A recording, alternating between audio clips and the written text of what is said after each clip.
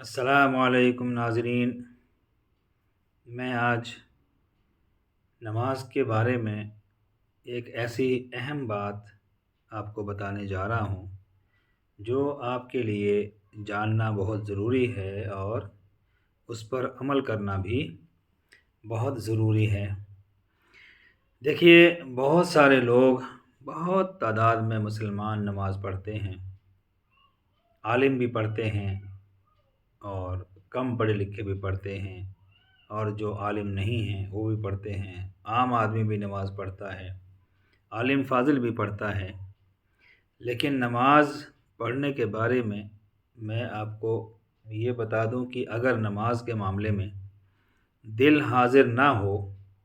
تو وہ نماز بھی میں سمجھتا ہوں کسی کام کی نہیں ہوگی، یعنی اللہ تعالیٰ کے ہاں وہ قابل قبول نہیں ہو سکتی، کیونکہ حدیث آپ کے سامنے ہے، آپ نے سنی ہوگی، پڑھی ہوگی کہ ایسی نماز جس میں خشوع اور خضوع نہ ہو، دھیان نہ ہو، دل حاضر نہ ہو، بے توجہی سے پڑھی ہوئی نماز، لاپرواہی سے پڑھی ہوئی نماز، رسماً پڑھی ہوئی نماز، نمازی کے منہ پر بدبودار کپڑے میں لپیٹ کر مار دی جاتی ہے۔ اور جو نماز اچھی اور خوبصورت ہوتی ہے، خشوع اور خضوع کے ساتھ ہوتی ہے اور پوری توجہ کے ساتھ پڑھی جاتی ہے، ولولے اور محبت کے ساتھ پڑھی جاتی ہے، وہ خوشبودار کپڑے میں لپیٹ کر اللہ تعالیٰ کے حضور پیش کی جاتی ہے۔ یہ حدیث آپ نے سنی ہوگی۔ اب میں اسی بات کو، اسی مفہوم کو تھوڑا سا الگ کر کے آپ کو بتانے جا رہا ہوں۔ بھائی، جب بھی آپ نماز پڑھیں، کوئی سی بھی نماز ہو، جب بھی نماز کے لیے کھڑے ہوں تو وضو سے لے کر پہلے تو وضو ہی اس طرح سے کریں کہ آپ اعضاء کے ساتھ ساتھ آپ کے دل کا بھی وضو ہو جائے، اور پھر جب نماز میں کھڑے ہوں تو آپ کا دل حاضر ہونا چاہیے، آپ محبت کے ساتھ نماز پڑھیں، اس میں خشوع اور خضوع پیدا کریں اور پوری نماز میں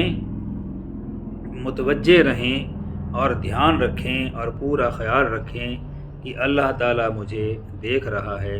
کیونکہ میں اس کے حضور کھڑا ہوں اور اس کی ملاقات کے لیے نماز پڑھ رہا ہوں۔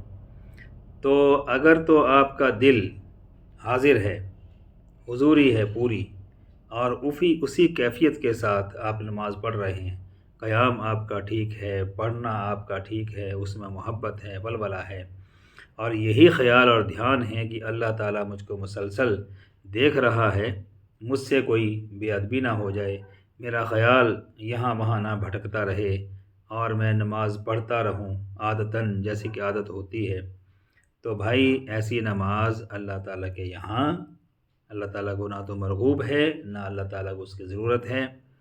اس کے لیے میں ایک دو حدیث بھی ہیں، جو ایک حدیث تو ہے، نبی علیہ الصلوۃ والسلام نے حضرت عائشہ سے فرمایا، لیس لکی من صلاتک الا ما حضر فیہ قلبک، کہ اے عائشہ،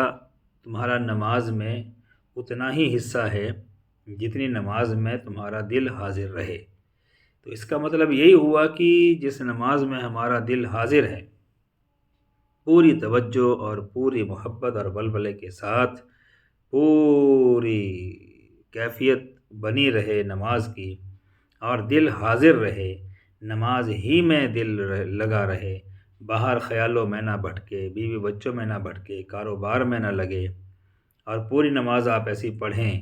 تو امید کریں کہ اللہ تعالیٰ اس نماز کو قبول فرما لے گا۔ اور ایک نماز ہے رسماً، نیت باندھ لی، رٹا ہوا ہے، پڑھا ہوا ہے، سبحانک اللہم و بحمدک، الحمد شریف، پھر کوئی سورت، التحیات، رکوع و سجود کی تسبیحات، درود شریف، دعا، استغفار، سب رٹا ہوا ہے، سب یاد ہے، بس فٹافٹ اس کو پورا کیا، پڑھا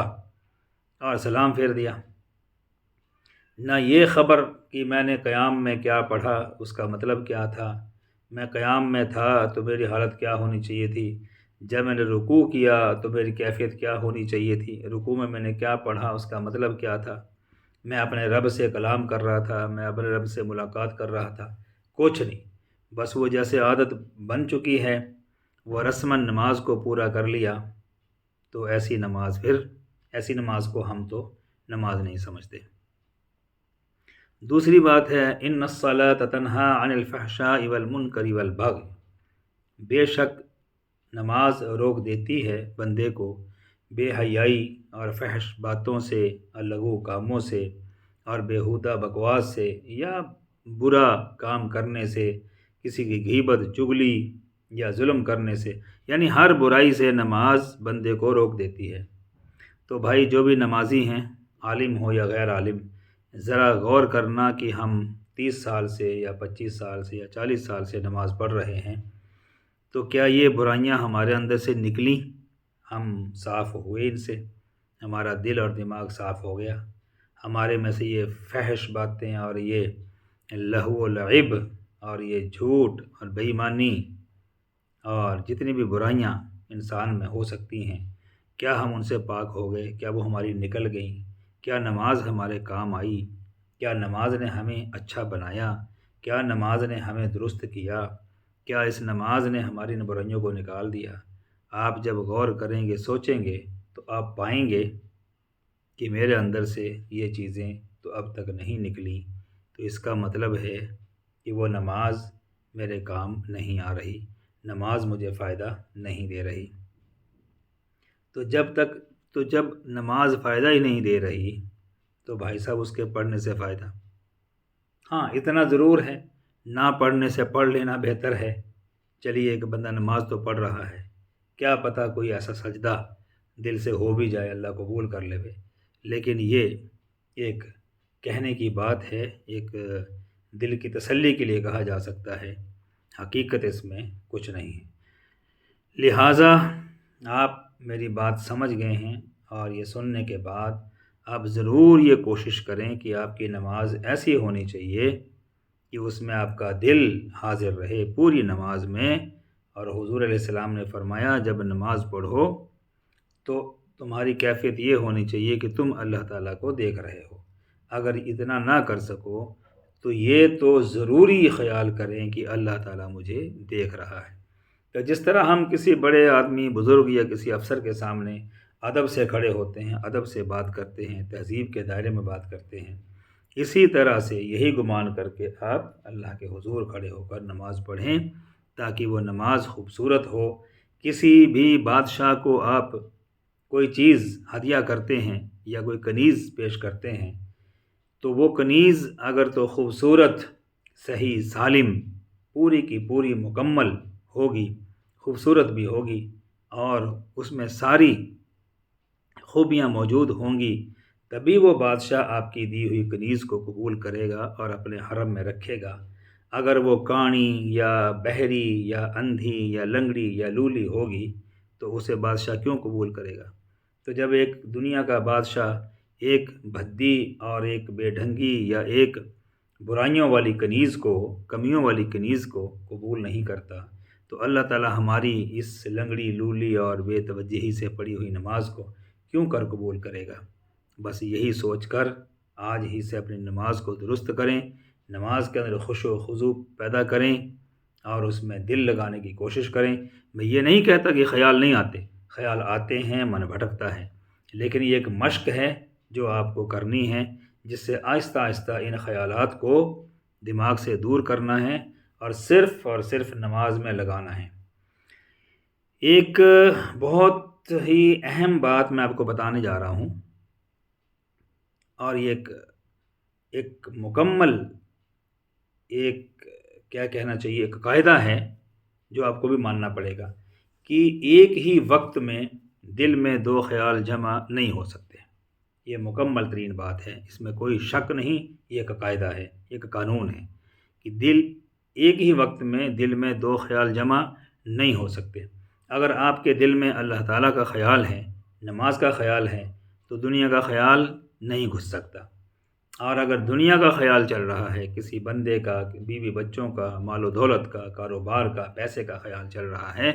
تو پھر اللہ تعالیٰ کا خیال یا نماز کا خیال اس میں نہیں آ سکتا۔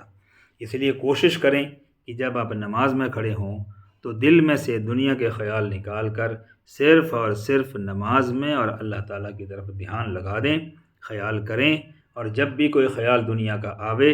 تو فوراً اس کو جھٹک دیں اور اس سے باہر نکلیں اور پھر اپنا دل نماز میں لگا لیں۔